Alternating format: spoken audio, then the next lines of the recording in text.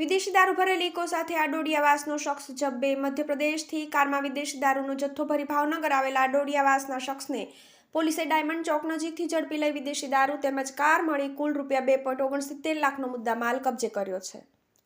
આ બનાવની જાણવા મળતી વિગતો મુજબ એલસીબીનો સ્ટાફ ગત મોડી રાત્રિના પેટ્રોલિંગમાં હતી તે દરમિયાન મળેલી બાતમીના આધારે શહેરના ડાયમંડ ચોક ડોક્ટર હોલ પાસેથી પસાર થઈ રહેલ સફેદ કલરની ઇકો કાર નંબર GJ04CR8883ને અટકાવતી કારની તલાશી લેતા કારની અંદર વિદેશી દારૂના ચપટા નંગ 480 કિંમત ₹69,600 મળી આવ્યા હતા। એલસીબી પોલીસે વિદેશી દારૂનો જથ્થો તેમજ કાર મળી કુલ ₹2,69,600ના મુદ્દામાલ સાથે વિક્રમ રણુભાઈ પરમાર રહેવાસી કતલખાના પાછળ આડોડિયાવાસ મહાવીરનગરની ધરપકડ કરી તેની વિરુદ્ધ ઘોઘા રોડ પોલીસ મથકમાં ગુનો દાખલ કરાવ્યો હતો। આ શખ્સની પૂછપરછ કરતા વિદેશી દારૂનો જથ્થો પોતે મધ્યપ્રદેશના અલીરાજપુરમાંથી વેચાણ માટે લાવ્યો હોવાનું જણાવ્યું હતું।